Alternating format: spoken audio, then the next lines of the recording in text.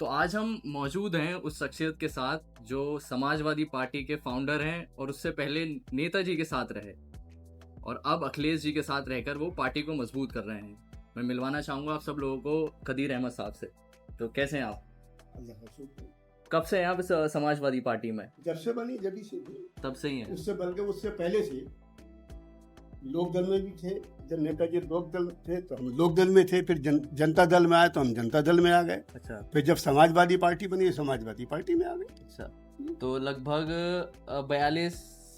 हाँ, मैं 1983 से अच्छा, समाजवादी मतलब 1983 में एक्टिव पॉलिटिक्स में हूँ। ओके जी, उसके साथ हैं, पार्टी के साथ ही हैं। हाँ, पार्टी के साथ हूँ। तो मतलब आज तक लोग, जैसे हम देखते हैं, इतना टाइम हो गया आपको इस पार्टी से जुड़े हुए, हमने देखा कितने सारे लोग इधर से उधर हो जाते हैं। तो आपका क्या रीजन है इसी पार्टी के साथ रहने का? असल में इधर से उधर होने के पीछे लोगों के व्यक्तिगत फायदे, व्यक्तिगत नुकसान हुआ करते हैं। अच्छा। मैं नीतियों से जुड़ा हुआ हूँ, समाजवाद से जुड़ा हुआ हूँ, समाजवादी पार्टी की नीतियों से जुड़ा हुआ हूँ। समाजवादी पार्टी जहाँ है वहाँ मैं हूँ। ओके।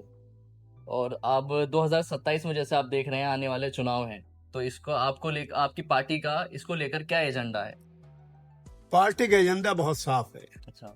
गरीबों, किसानों, मजदूरों, दलितों, अल्पसंख्यकों, पिछड़ों, इन सबको इस पार्टी का, इस सरकार के अंदर बड़ा नुकसान किया जा रहा है, बर्बाद किया जा रहा है, बेघर किया जा रहा है, नौकरी नहीं दी जा रही हैं।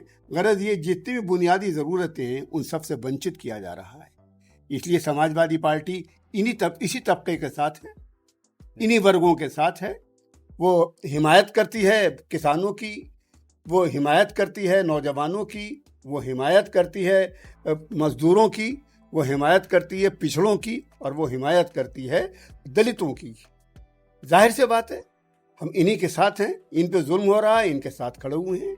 इनके अधिकारों को छीना जा रहा है, हम इनके लिए लड़ रहे हैं। समाजवादी पार्टी दलितों, कमजोरों के ही साथ है, पहले भी थी, आज भी है, अल्पसंख्यकों के ही साथ। इस टाइम पे जैसे हम देख रहे हैं कि कुछ समाजवादी पार्टी के नेताओं का ऐसा कुछ कहना है कि बीजेपी कुछ ऐसा कर रही है जिससे जो पिछड़े हैं, दलित हैं या मुस्लिम हैं, आपस में उनमें मतभेद कराया जा सकता है। तो इसको आप किस तरह से देखते हैं? ये तो हम अपनी जवानी के दौर से देख रहे हैं। अच्छा।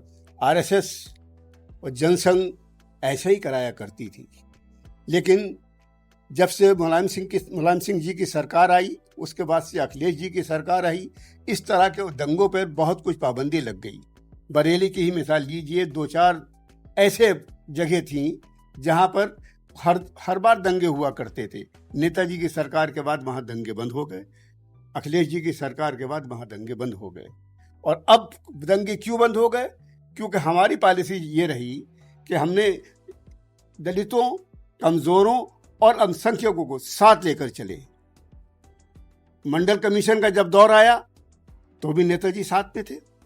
मंडल कमीशन ने सबसे बड़ा काम ये किया कि दलितों और अल्पसंख्यकों को जोड़ने का काम किया। जब से आज तक बरेली में उन जगहों पर दंगे होना बंद हो गए, जैसे झगड़ेवाड़ी मठिया, जैसे यहाँ पर जाटपुरे के नुक्कड़ पे यहाँ दंगे हुआ करते थे।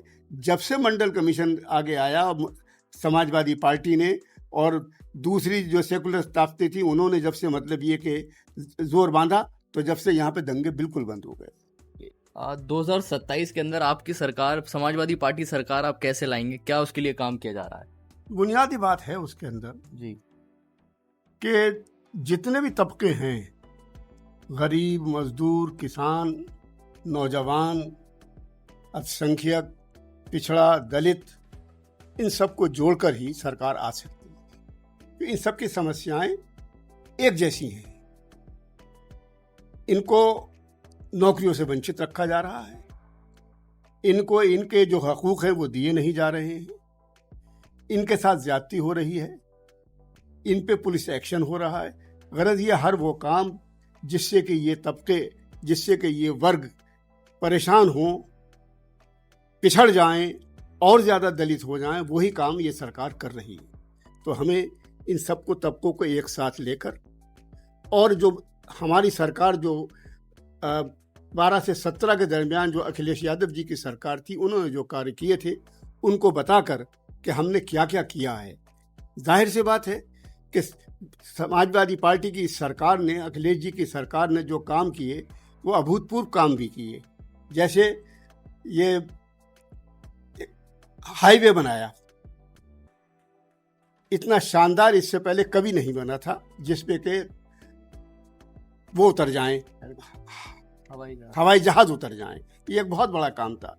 इसके अलावा मजदूरों के लिए, किसानों के लिए, गांवों के लिए बहुत काम किए गए अखिलेश जी की सरकार के अंदर।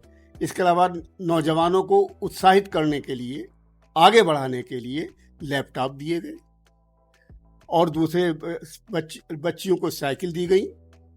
नौजवानों को और मतलब ये शक्तिशाली बनाने के लिए साइकिल ट्रैक बनाए गए। वैसे ये बहुत काम किया गया कि जिससे जो है आवाम जो है, जनता जो है वो फलीभूत हो, फले फूले। ये सब बातों को बताकर हम जब जनता के बीच में जाएंगे, सब वर्गों को साथ लेंगे, तो सरकार हमारी बन जाएगी। कुछ ऐसा काम जो आपको लगता है कि इस योगी सरकार में कुछ अलग हुआ है आपकी सरकार से? बहुत से काम हुए। पहला काम तो यही हुआ कि गैर कानूनी तौर से बुलडोजर चले, बर्बाद किया गया, तबाह किया गया। दूसरा काम ये हुआ कि जो बहुत सी ज़्यादा धार्मिक स्थल थे, मस्जिदें थीं, कब्रिस्तान थे, उनको नेस्तो नाबूद किया गया, बर्बाद किया गया। हर मस्जिद के नीचे मंदिर तलाश किया गया। ये वो काम है जिन्होंने मुसलमान तो इससे मतलब ये परेशान हुआ ही, मुसलमान से ज़्यादा सेकुलर हिंदी परेशान हुआ। क्योंकि अगर देश में अमन चैन नहीं होगा, देश में भाईचारा नहीं होगा, तो देश तरक्की नहीं कर सकता।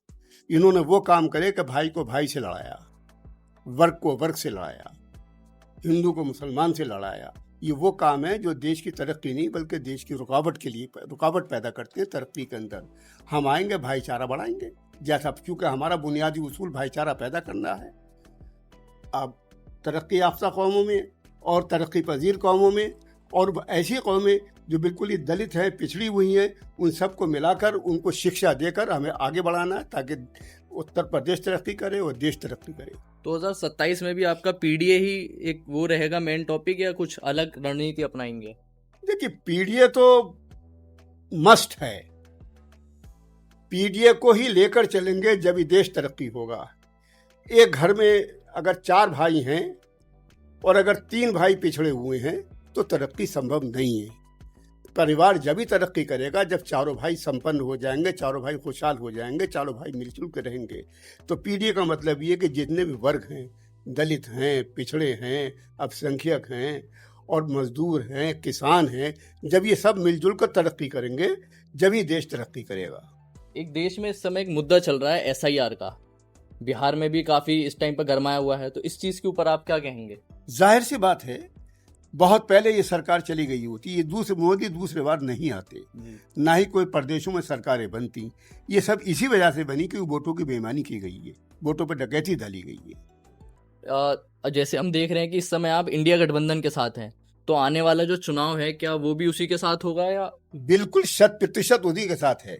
इंडिया गठबंधन एक ताकत है ऐसी कि जो गरीबों के साथ है, पिछड़ों के साथ है, दलितों के साथ है, मजदूरों के साथ है, नौजवानों और किसानों के साथ है।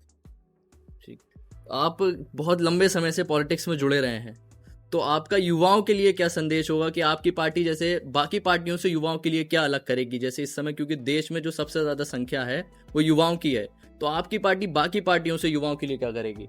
सबसे बड़ा काम ये है कि नौकरी देना।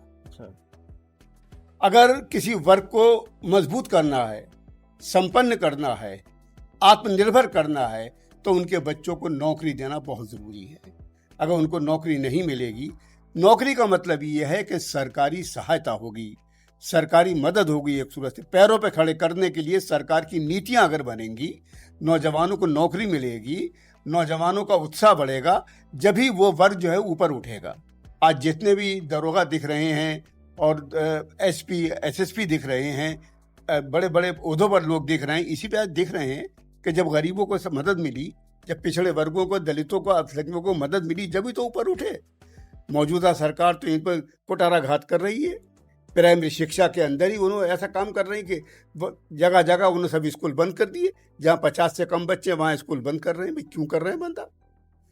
इसलिए खोले गए थे कि एक भी बच्चा अनपढ़ ना रह जाए, किसी भी दलित का, किसी भी अल्पसंख्यक का और किसी भी पिछड़े वर्ग का बच्चा जो है वो अनपढ़ ना रह जाए। क्योंकि तरक्की जब ही होगी जब उसका दिमाग खुलेगा, दिमाग जब खुलेगा जब वो शिक्षा हासिल करेगा। अगर शिक्षा हासिल नहीं करेगा तो आगे कैसे बढ़ेगा, अपने अधिकारों को कैसे, जब अधिकारों को नहीं समझेगा तो फिर वो तरक्की नहीं कर सकता। अधिकारों को समझने के लिए बुनियादी शर्त यह है तरक्की करने के लिए कि वो अधिकारों को समझे, और अधिकार समझने के लिए सबसे बड़ी बात जो है वो ये है कि उसको तालीम हासिल करे, ज़्यादा से ज़्यादा शिक्षा हासिल करे। ठीक है, आज की यूथ के लिए कोई मैसेज जो आप देना चाहेंगे? सबसे बड़ी बात यह है, अगर आज हिंदुस्तान का जितना भी यूथ है वो किसी भी वर्ग का क्यों ना हो, चाहे वो अल्पसंख्यक हो, चाहे वो दलित हो, चाहे वो पिछड़ा हो, चाहे वो कमज़ोर सवर्ण हो, इन सबको ये चाहिए बच्चों को कि वो पूरी ताकत अपनी तालीम के ऊपर लगा दे, शिक्षा हासिल करें। और जो ये आडंबर युक्त सरकार, जो आडंबर फैलाने वाली सरकार है, इससे दूर रहें, इनकी नीतियों से दूर रहें, मिलजुल कर रहें, भाईचारे के साथ रहें। जब ही ये देश उन्नति करेगा, जब ही नौजवान उन्नति करेगा, जब ही देश बढ़ेगा।